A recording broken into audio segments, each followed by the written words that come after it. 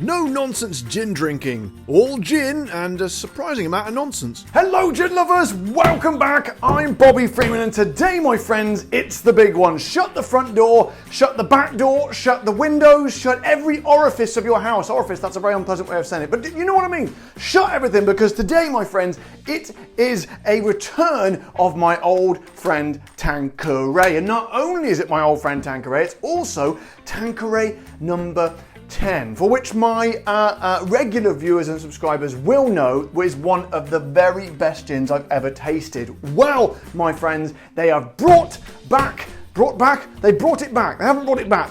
Oh God. They have reinvigorated it. They have revisited it, whatever you want to say. As you can tell, I'm probably gabbling a little tiny bit and I'm whacking the desk even more than usual, but it's just because I'm so goddamn excited. So my friends, let me quite literally introduce you to it before I don't know, could have sort of implode or explode or some kind of plode. This, my friends, is Tanqueray number 10 Grapefruit and Rosemary. Now, some of you may be thinking to yourselves, you know what? I'm not that, blown over by this because I'm not a big fan of grapefruit. Wow, my friends, neither am I. However, in the past, we've had gins like Steve the Bartender's up there, and indeed the what's that one called? It's not even here. Mermaid gin, the Mermaid citrus gin, which used very delicately bits of grapefruit. So even if you don't like it, like myself, there is a chance that if they use it in the correct, expertly way, and I imagine Tanqueray probably have, it can really, really knock your socks off. I mean, literally, your socks will just, 1 minute they're on your feet, next thing they're over. Oh God, that was going to be so funny, wasn't it? Next minute you are there on your feet. Oh shit. Okay, I'll give it one more try, and if it doesn't work, I'm abandoning that joke altogether. 1 minute the socks will be on your feet, next minute they'll be over there. Not quite as funny as I thought. Anyway, the point is they put some grapefruit in there and I think it'll be very, very nice. And they've also added a touch of rosemary. And I don't know why I say rosemary, because I'm pretty sure there's no H at the beginning of rosemary. However, that's, it's my channel and I'll say it how I want, for God's sake. And to be honest, I don't think there's many gins that have had rosemary in it. However, I've never tasted anything that has got rosemary in it and not considered it to be a good thing. So all in all, I am very, very excited. In fact, to be honest, I might be more excited than I've been excited about any gin for a very long time, just so you know. So my friends, I say I dither and gabble about no longer, and we find out a little bit about this, give it a bit of context so you can know what to expect, and indeed so I can know what to expect. Although I very rarely expect anything, so I'm always pleased. However, my friends, before we do, I have something which gives me great pleasure because I haven't had any new patrons for a while. However, I have got a duet of patronage today. So I have to say a very big thank you to Mr. Tim Dueck and his lovely wife. Is it his wife? My lovely lady. My lovely lady. I don't know if it's his wife, well, they've got different names, so they probably haven't. However, her name is Joanne Perryman. So Tim and Joanne, thank you very much. You are official supporters of the show. I am forever in your debt and I salute both of you. Now, rather strangely, I went on Tanqueray's website and there doesn't seem to be any mention of it at all. So no sort of bump or bump, is that a word? I think my mum uses that. No information to impart to you. So I've had to have a look on various other websites. So here, this is on, what's this? thewhiskeyworld.com, which is a bit weird because it's not whiskey, it's gin. But anyway, this is what they said about it. This version of Tanqueray's wildly popular number 10, Tanqueray number 10 gin has been infused with subtle hints of grapefruit and rosemary. Well, to be honest, I probably could have told you that myself just from looking at the bottle. As such, it offers a slightly different balance of citrus and herbaceous notes. To be honest, I'm beginning to think whoever wrote that hasn't actually tried this and it was a Friday afternoon and they want to get home quickly. So I can't really, sorry about that, I can't give you any more information. Is there anything on the bottle? No, there's nothing at all. I say in that case, we're just going to fire headlong into this, no preparation, flying quite literally by the seat of my pants. I'll just check I'm wearing pants. I am indeed. Let's go. So then, we don't have a cork, do we, with old Tanqueray 10. So straight off with the top and in. Ooh, what on earth is that in the glass? Never mind, there is some detritus in that glass. However, well, two reasons really. One, I can't be bothered to go and clean it, and two, I often face danger in the making of these videos just so I can bring them to you. I've said before, you are welcome. So then, let's have a sniff of this because this is going to be good. I tell you what I should do, shouldn't I? Really, I should probably sniff the old Tanqueray 10. I haven't sniffed this for a long time, so.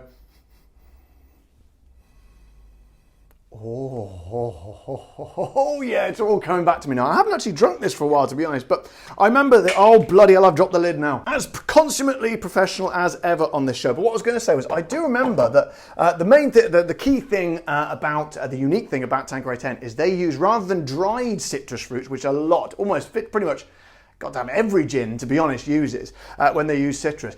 Tanqueray number 10 uses fresh citrus, so still wet, still juicy, and it give it that kind of a more depth and three-dimensional flavour. So let's see, and indeed aroma. What? I haven't even drunk any gin yet, so here we go. So nose is going in.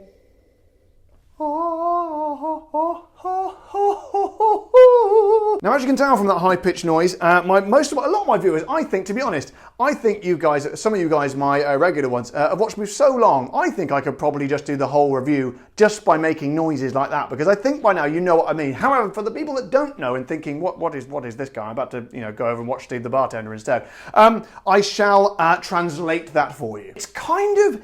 It is, obviously, you can definitely tell it's unmistakably Tanqueray 10. It's got that same kind of luscious sort of aroma from those fresh citrus fruits, like I said.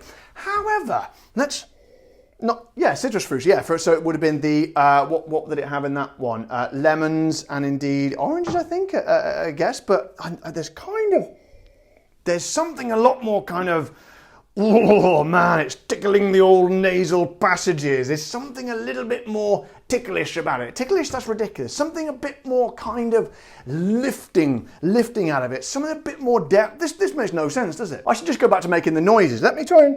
Yeah, there's something slightly more, kind of almost... don't want to say this, but a kind of a slightly bitter edge, but not bitter to the point where it's actually bitter, but just a tinge of bitter, which can actually be very, very nice, which I guess is coming from the grapefruit. And there's just a tiny waft. What do we say, a smaller version of a waft? A whiff, a tiny whiff of herbally sort of rosemary in there. Wow. But I tell you what, it's very difficult to discern them from one another. They feel very entangled and kind of melded together and very, very nice. So I say we don't mess around anymore, my friends. Let's get the tonic. I don't know why I always say tonic through gritted teeth. I don't know, it's just how I do it. Let's get the tonic in there, you bastard. Oh yes, I think that looks like a good one to me. What percentage is it? I don't know where you say that in Scottish. The Scots are always concerned about the percentage, of course. I can't bloody see without my bloody glasses on. I'm getting old. 45.3 of your finest percent. So is it a little bit more than the original one? Which is bloody hell, I've got to do it again. Well, that is strange. That's actually 47.3. So it's actually slightly less, which I'm very surprised about. Don't know, maybe it's the sugar content or something. I don't know. I'm just giving you the facts. And there they are. So, my friends, thank you once again, as I always say at this point of the show, to all my wonderful patrons and my members, particularly Tim and Joanne, who have supported me today. And you can indeed join them, because at the moment I've got more dropping off than I have joining. So I'd be very grateful if you could. But anyway, thank you to every last one of you, because you are literally paying for the gin on the show. You paid for that gin there, you paid for that one over there, I'm going to review it in a minute as well. You paid for all these as well, so thank you to everybody. This is Tanqueray number 10 with grapefruit and rosemary. I say cheers! Ha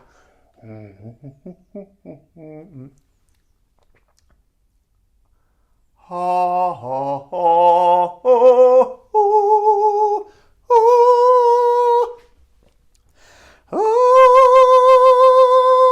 I can't go any higher than that. Oh, gin lovers. That, my friends, man, it makes me go on tiptoes. Oh, wow. That, as I expected. Oh, man. I think we've got a winner here. Well, first of all, I'm returning and rejoicing and enjoying and reveling in the tasting of Tanqueray 10 once more. I forgot how exceptional it was. How have I not drunk that for so long? It's sat there on display for so long. But anyway, you've got all the Tanqueray 10. It is definitely, they haven't sort of taken anything away, absolutely for sure. It is all there, but I wouldn't say it's a huge departure, not an absolutely huge departure, but they've kind of just eked out a little bit more perfection out of, well, perfection. And I tell you what, it is a masterclass of balancing the flavors in there, because they're just, well, like I say, when you've got perfection, all those lovely kind of citrusy, sort of luscious citrusy flavors walling around in there and working really well.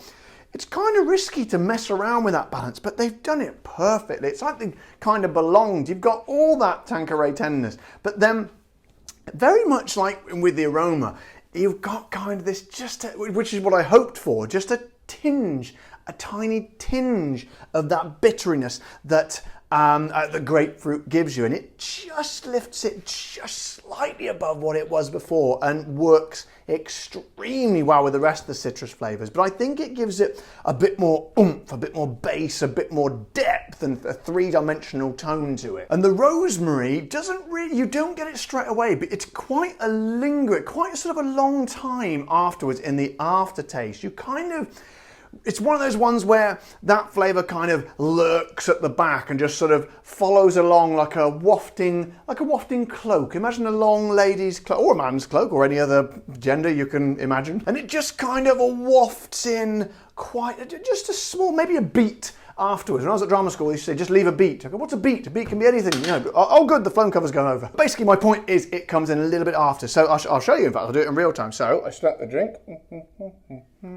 Bit of oxygen in there, nice. Oh God, it's good. Swallow, nice luscious flavour. There it goes. There's the rosemary. It's it's almost like it's a vapour following along behind, and just sort of a haunting legacy of, a haunting herbaceous legacy of what went before. Oh, boom, I'm a lyrical master. Anyway, let's find out what it's like neat. To be honest, I don't think this is going to be anywhere near as good neat, personally, than with the tonic. As you know, a lot of people mock me for this. A lot of people criticise me. A lot of people troll me and say rude things, saying he doesn't know what he's talking about. You know, he shouldn't try it with the tonic or whatever. But as I said before, I think particularly this what's it called, Fever Tree tonic deleases the flavours in a way that you don't get when it's neat. But let's give it a go anyway. Out of my very attractive, no nonsense gin drinking mug, which you could be a proud owner of. Can you imagine? Can you imagine how wonderful and improved your life would be if you owned one of these? I can, because I own one, but no one else has, because no one's bought one yet. But I'm sure you and all your family and friends would appreciate one. Ever the salesman, as usual. So here we go. Let's try this. I don't know why I do that. Oh, blimey, makes it a bit stronger. Woo-hoo. Yeah, you see, I tell you what, it's very stingy, very, very stingy. It's strange because it's a little bit less ABV than the other one, but yeah, I think the rosemary comes to the fore a little bit more perhaps, and certainly actually that bitterness as well does come through, but again, to me, it all seems a bit tight and locked with that tonic will release it all out. So again, it'll be no surprise to hear that one for me, definitely a gin and tonic gin. However, my friends, what, I'm sure you're asking with a H at the beginning of the what is this going to cost you? How much is it going to cost me to taste it? I don't know why that was so difficult to say. Well, my friends, it is a little bit on the pricey side. Okay, as you know, about £30 is what I like to spend up to on a mainstream gin. This is definitely a mainstream gin. However, you do pay a little bit more usually for the Tanqueray 10. However, this one is going to cost you £55.90, which is very, very pricey. I think that's even more than the Tanqueray 10. And also, however, this one is a litre rather than 700. So you do get a little bit more for your money. Still, that's still working out around the sort of £50 mark. And I know for a fact, because lots of you guys told me when I reviewed the original Tanqueray 10, that when you go further afield, like out of this country, like places in America and certainly in South America, I think as well, people told me all over, and Canada, I think, that you can pay a hell of a lot more for this. It worked out at about 70 English pounds. It was absolutely crazy. So I am aware that this is very pricey stuff. However, I bring you everything. I bring you all the gins, and I just tell you, I just impart. Yes, I impart the information to you. Here we go. Here's the information.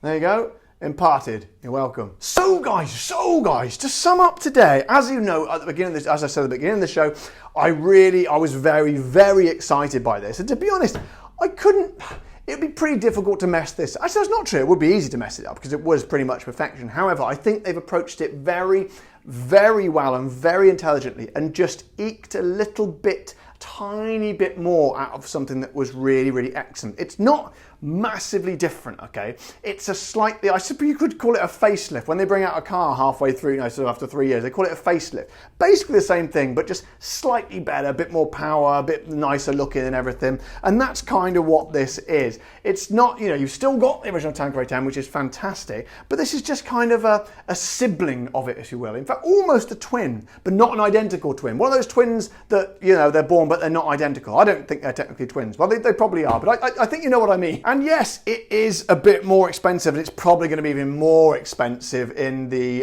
in other countries. But if you are in a position to be able to go for it, I would say it's definitely worth it. If you're thinking, you know what, I can't really afford it, but I can afford the Tanqueray 10, the previous, stick with the Tanqueray 10. But if you're in a position to, it's certainly a very, very interesting variant of it, and I would recommend it extremely highly. And in fact, I would say to my friends at the Tanqueray